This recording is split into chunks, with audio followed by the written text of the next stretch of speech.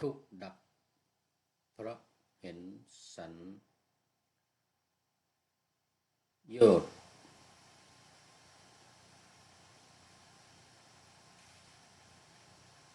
ยธรรมโดยความเป็นอาทีนวะเห็นโทษเนืองเนืองในธรรมอันเป็นที่ตั้งแห่งสังโยชน์ที่ยังอยู่กับตันหาย่อมดับเพราะมันมีความดับตัณหาตามจึงมีความดับด้านอุปาทานเพราะมีความดับอุปาทานตามจึงมีความดับภพไปเพราะภพดับจึงมีชาติดับที่จะทำให้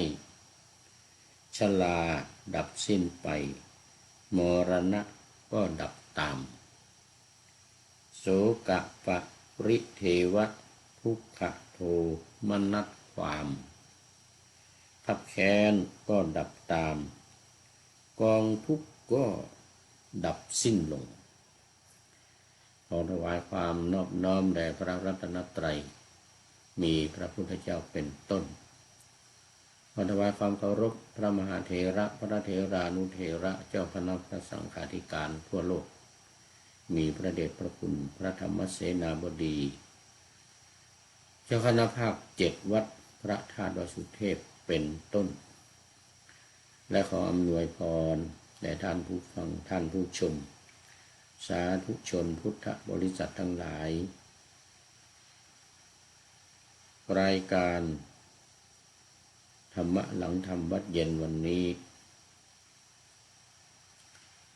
ก็บันทึกเสียงล่วงหน้ามาจากวัดโพธิศูนย์ปฏิบัติธรรมวัดพระธาตุวสุเทพนากุน่าเมืองธานลินประเทศเอสโตเนีย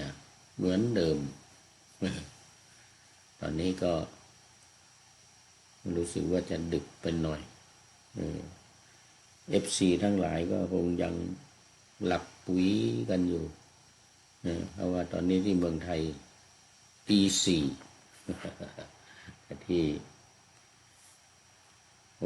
เที่ยงคืนพอดีที่เอสโตเนียนี่เที่ยงคืนแต่ที่เมืองไทยตีสี่FC ทั้งหลายก็คงยังไม่ตื่นกันแต่ก็ไม่แน่ เพราะว่ามีที่ผ่านมามันมีบางท่านFC ตัวจริง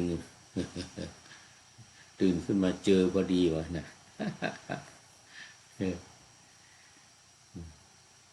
แต่บางที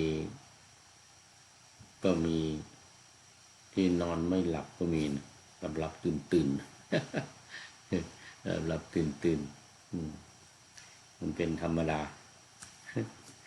อย่างผู้พูดนี่ก็เหมือนกันบางคืนไม่หลับเลยนะอย่างเมื่อวันซืน2-3 วันที่ผ่านมาทั้งคืนไม่หลับเลยไปจนถึง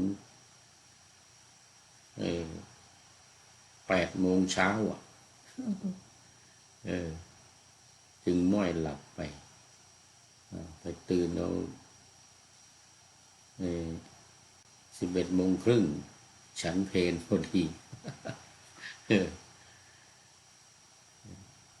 อย่างวันนี้อย่างตอนนี้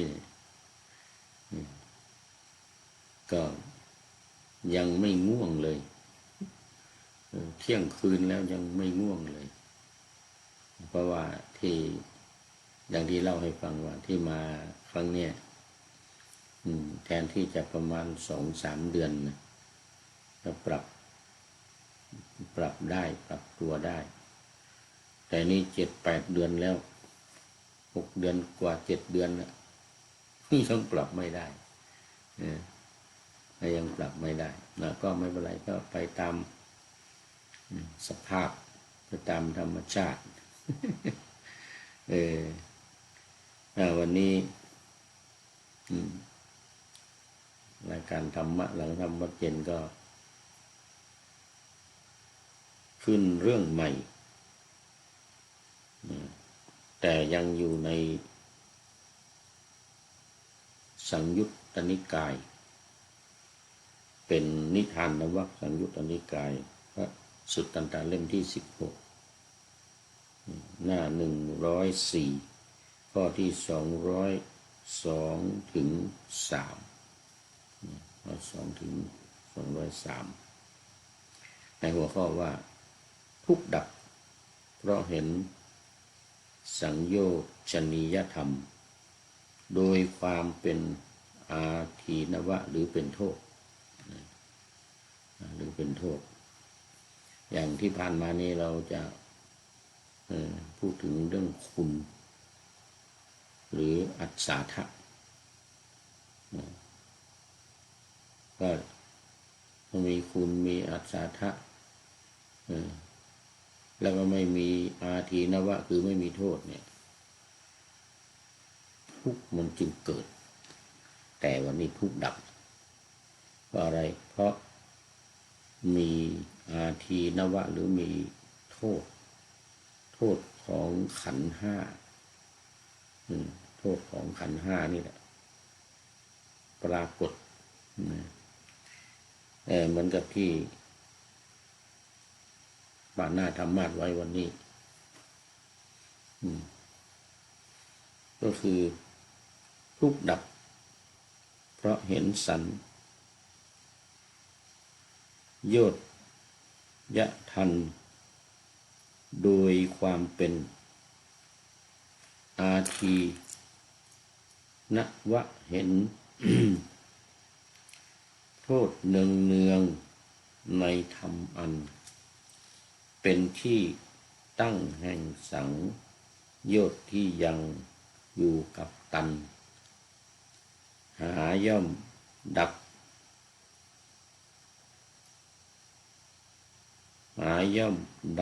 เพราะมันมีความดับตัณหาตามจึงมีความดับด้านอุปาทานเพราะมีความ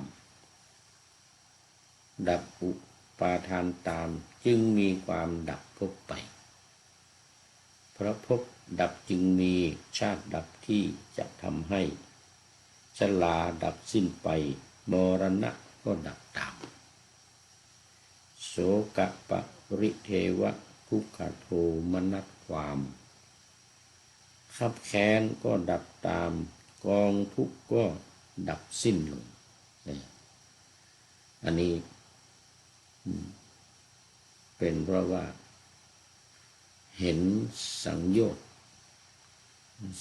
ทั้ง10ประการมีสักกายทิฏฐิความเห็นว่าเป็นตัวเป็นตนเนี่ยเป็นต้นแล้วก็อวิชชาคือความไม่รู้เป็นที่สุดอันนี้ก็ว่ากันมาบ่อยแล้วเรื่องของสังโยชน์หรือสัญโยชน์ในที่นี้ใช้คำว่าสัญโยชนิยธรรมโดยความเป็นโทษสัญโยชนิยธรรมโดยความเป็นโทษเพราะฉะนั้นเมื่อเห็นว่าเป็นโทษเนี่ยความติดใจความพอใจความชอบใจมันก็ไม่มีดังนั้นมันจึงเป็นสาเหตุที่ว่าให้เกิดความดับได้อย่างง่ายดายดังมาใน นิทานนวสังยุตตนิกายพระสุตตันตเล่มที่16ฉบับสยามรัฐแต่ความว่าภิกษุทั้งหลายเมื่อภิกษุเห็นอาทีนวะเนืองคือโทษและเห็นโทษเนืองในธรรมทั้งหลายอันเป็นที่ตั้งแห่งสังโยชน์อยู่ตัณหาย่อมดับเพราะมีความดับแห่งตัณหาจึงมีความดับแห่งอุปาทาน เพราะมีความดับแห่งอุปาทานจึงมีความดับแห่งภพเพราะมีความดับแห่งภพจึงมีความดับแห่งชาติเพราะมีความดับแห่งชาตินั่นแหละชรามรณะโศกปริเทวทุกขโทมนัสอุปาญาตทั้งหลายจึงดับสิ้นความดับลงแห่งกองทุกข์ทั้งสิ้นนี้ย่อมมีด้วยประการอย่างนี้อันนี้ก็คือว่าไปตามปฏิจจสมุปบาทนั่นเองปฏิจจสมุปบาทซึ่งมีจุดที่เริ่มต้นอยู่สองที่คือจุดแรกเลยก็คืออวิชชาอันนี้เป็นสาเหตุสำคัญเลยความไม่รู้เสร็จแล้วก็มามีที่ผัสสะคือความถูกต้องการสัมผัสกันที่พระเดชพระคุณหลวงพ่อพุทธทาสได้เน้นเอาไว้เนี่ยได้เน้นเอาไว้เรื่องของการดับหรือการเกิดก็ตามอยู่ที่การถูกต้องสัมผัสกันนี่เอง ระหว่างภายนอกกับภายในรูปเสียงกลิ่นรสเนี่ยกับรูปเสียงกลิ่นรสเป็นภายนอกส่วนภายในก็ตาหูจมูกลิ้นกายและใจคืออายตนะทั้งหกทั้งภายในหกภายนอกหกเป็นตัวสำคัญนี่พูดถึงสองช่วงนะช่วงที่ว่าสัมผัสเป็นสำคัญนี่มันคือมันเกิดมาแล้วนี่เกิดมาแล้วก็คือตั้งแต่อวิชชาสังขารวิญญาณนามรูปอวิชชาสังขารวิญญาณนามรูปนี้มีแล้วเนี่ยผัสสะมันจึงมีเมื่อนามรูปมีเกิดขึ้นสลายตนะคืออายตนะภายในและอายตนะภายนอกอายตนะภายในหกอายตนะภายนอกหกมันจึงมีการสัมผัสมีการถูกต้องกันแต่ถ้าว่าไม่มีอวิชชาที่ทำให้สังขารเกิดไอ้ตรงนี้ผัสสะมันก็ไม่มีตอนนี้ขอต้อนรับคุณโยมธรรมชาติสัจธรรมโอ้นึกว่ามันไม่มีใครตื่นนึกว่าหลับกันอยู่ กราบนมัสการขอรับหลวงพ่อเนี่ยวันนี้ไม่มีพระครูจารย์นะ สาธุสาธุยังไม่ได้นอนนี่ไปตัดยางมานี่เขาเรียกว่าอะไรไปกรีดยางสาธุสาธุในนครศรีธรรมราชภาคใต้เกือบจะทุกจังหวัดนี่ที่มีการปลูกยางพาราเป็นต้นตำรับเลยแล้วก็มีการตัดยางการกรีดยางเป็นระยะรู้สึกว่าจะเว้นยกเว้นหน้าฝนนะหน้าฝนจะลำบากหน่อยเพราะว่าน้ำมันมากเวลาไปตัดแล้วไปรองไว้เนี่ยเดี๋ยวน้ำมันเข้า นอกจากนั้นถ้าหน้าแล้งหน้าร้อนหน้าหนาวนี่นะมันก็ทำได้ทั้งนั้นยกเว้นหน้าฝนโมทนาเป็นอย่างยิ่งกลับเข้ามาที่ว่าความดับแห่งชาติชรามรณะดับความเศร้าโศกพิไรลำพันธ์ความไม่สบายกายความไม่สบายใจความคับแค้นใจทั้งหลายจึงดับสิ้นเพราะดับลงแห่งกองทุกข์ทั้งสิ้นนี้ย่อมมีด้วยอาการอย่างนี้อันนี้ก็เป็นอาจจะว่าไปเป็นเรื่องของปฏิจจสมุปบาทโดยเฉพาะเลย ภิกษุทั้งหลายเปรียบเหมือนประทีปน้ำมันพึงลุกอยู่ได้เพราะอาศัยน้ำมันและไส้บุรุษไม่พึงเติมน้ำมันและไม่เปลี่ยนไส้ใหม่ตลอดเวลาที่ควรเดิมควรเติมควรเปลี่ยนทุกระยะก็เมื่อเป็นอย่างนี้ ราะเหตุเพราะหมดอาหารเพราะสิ้นเชื้อเก่าก็เป็นประทีปน้ำมันที่หมดเชื้อแล้วดับไปแม้ฉันใดภิกษุทั้งหลายเมื่อภิกษุเห็นอาทินวะหรือโทษเนืองๆในธรรมทั้งหลายอันเป็นที่ตั้งแห่งสังโยชน์ทั้ง10อยู่ตัณหาย่อมดับก็ฉันนั้นเหมือนกันเพราะมีความดับแห่งตัณหาจึงมีความดับแห่งอุปาทานเพราะความดับแห่งอุปาทานจึงมีการดับแห่งภพเพราะมีความดับแห่งภพจึงมีความดับแห่งชาติเพราะมีความดับแห่งชาตินั่นแลชรามรณะโสกปริเทวะทุกขโทมนัสอุปาญาตทั้งหลายจึงดับสิ้นไปความดับลงแห่งกองทุกข์ทั้งสิ้นนี้ย่อมมีด้วยอาการอย่างนี้นี่ก็คือการดับที่เกี่ยวเนื่องกันที่สามารถในการที่จะให้กองทุกข์ทั้งหลายดับได้เพราะว่าตอนนี้ยังอยู่ในขันธ์ห้ายังอยู่ในขันธ์ห้าเป็นเขาเรียกว่าขันธวารวรรคขันธวารวรรคเป็นวรรคที่พูดถึงเรื่องของขันธ์ห้าโดยเฉพาะแต่ในที่นี้เนี่ยไม่ได้เอามาทั้งหมดไม่มาทั้งเวทนาสัญญาสังขารและวิญญาณเมื่อต้นเหตุมันดับเมื่อต้นเหตุมันดับสิ่งที่จะตามมาก็คือไม่ว่าจะเป็นผัสสะตัณหาผัสสะเวทนาตัณหาอุปาทานก็ย่อมจะดับตามกันไปหมดย่อมจะดับตามกันไปหมดในสูตรหนึ่งนั้นมีข้อเหมือนกันกับข้างบนนี้ผิดกันแต่ว่าเริ่มสูตรด้วยอุปาทานก่อนแล้วจึงกล่าวถึงข้อธรรมซึ่งเป็นตัวอุปมาอุปไมยอุปาทานจริงอุปาทานก็มาหลังผัสสะอยู่ดีอุปาทานแล้วจึงมีภพก่อนอุปาทานเนี่ยมันก็จะมีเวทนา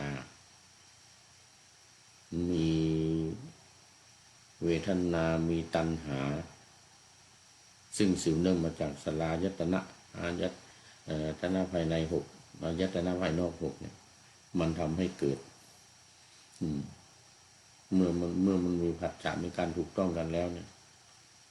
เวทนาในเรื่องมันคือการเสวยอารมณ์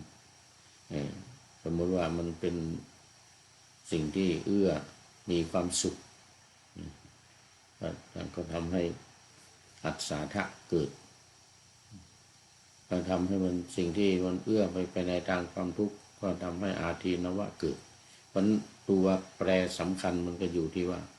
อัศสาทะกับอาทีนวะอัศสาทะคือคุณอาทีนวะคือโทษสองอย่างนี้ถ้าคุณเกิดขึ้นคุณปรากฏหรือคนไม่สังเกตไม่กำหนดก็ทำให้สิ่งที่เป็นคุณเนี่ยเกิดขึ้นเป็นคุณที่เป็นอัศสาทะที่ว่าเป็นคุณเช่นอย่างว่ามีความสุขเกิดขึ้นมีความสุขเกิดขึ้นความชอบใจหรือตัณหาหรือราคะมันก็เจริญแต่ในขณะเดียวกันในทางตรงกันข้ามถ้ามีโทษเกิดขึ้นคือขันธ์ห้าที่พูดกันมาบ่อยๆเรื่องโทษก็คือความ ไม่เที่ยงความเป็นทุกข์หรือความแปรปรวนไปเป็นธรรมดาเนี่ยย่อมจะปรากฏคือโทษมันปรากฏก็สามารถที่จะ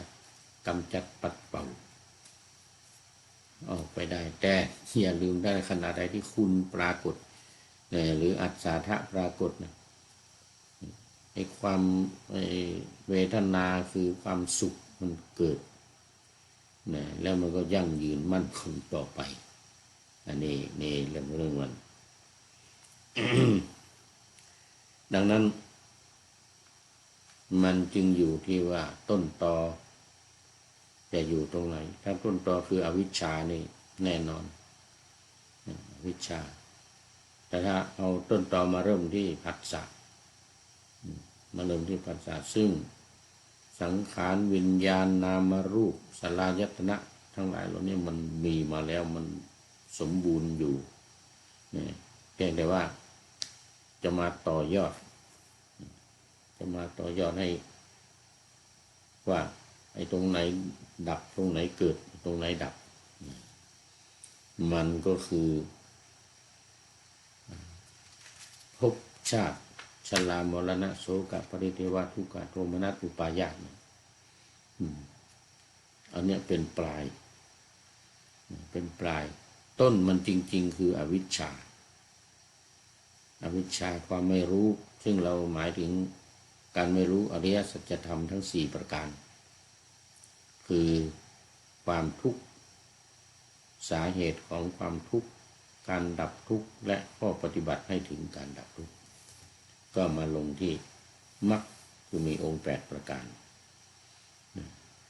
มรรคมีองค์8ประการนี้แหละเป็นตัวตัดสินตัวโยงไปหา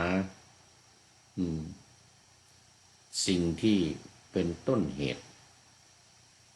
ที่สำคัญดังนั้นไอ้ตัวตัณหาตัวอุปาทานอะไรทั้งหลายเหล่านี้มันอยู่ที่ผัสสะคือการถูกต้องกันถ้าไม่มีการสัมผัสมีการถูกต้องกันเด็ดขาดมันจะมีสลายตนะมีอันเนี้ยตาหูจมูกลิ้นกายแล้วก็มีรูปเวทนาเรียกว่ารูปเสียงกลิ่นรสและสัมผัสมันก็ไม่มีการถูกต้องไม่มีการสัมผัสการเกิดขึ้นตรงนี้เองที่เป็นเหตุให้ความทุกข์หรือกองทุกข์มันไม่ยอมดับไม่ยอมสิ้นไป อันนี้โยมธรรมชาติสัจธรรมนี้ก็จะรู้ดีในเรื่องนี้ โมทนาเพราะฉะนั้นวันนี้เนี่ยพูดถึงเรื่องโทษเมื่อมีโทษทุกข์จึงดับกองทุกข์ทั้งหลายมันจึงดับได้มันจึงดับไปโทษคืออะไรคืออาทีนวะภาษาบาลีตามสภาพความเป็นจริงของเหล่านี้โทษมันก็คือความไม่เที่ยงเป็นทุกข์แล้วก็เป็นอนัตตาที่พระองค์ตรัสถามภิกษุบ่อยๆตรัสถามภิกษุทั้งหลายบ่อยๆว่าสังขารเนี่ยหรือสังขารก็ได้รูปขันธ์5ก็ได้รูปเวทนาสัญญาสังขารวิญญาณเนี่ยเที่ยงหรือไม่เที่ยงตรัสถามอย่างนี้ บ่อยๆหลายสูตรเมื่อตอบว่าไม่เที่ยงพระพุทธเจ้าข้าแล้วเมื่อไม่เที่ยงมันเป็นทุกข์หรือเป็นสุขนี่เป็นคำถามนี่นะที่อยู่ในอนัตตลักษณสูตรภิกษุทั้งหลายก็ตอบว่ามันเป็นทุกข์พระเจ้าข้าพระพุทธเจ้าข้าแล้วเมื่อมันเป็นทุกข์มันมีความแปรปรวนไปเป็นธรรมดาควรหรือที่เราจะเข้าไปยึดไปถือไปยึดมั่นถือมั่นมันซึ่งมันจะทำให้เกิดความทุกข์เพิ่มยิ่งขึ้นไปนะตัวนี้จึงเป็นตัวที่สำคัญคือสังโยชน์หรือสังโยชนียธรรมโดยความเป็นโทษ การเห็นสังโยชน์โดยความเป็นโทษทั้ง10อย่างอย่างโดยเฉพาะตั้งแต่เวทนาสัญญาสังขารวิญญาณเวทนาสัญญาสังขารและวิญญาณซึ่งเป็นต้นเป็นตอของ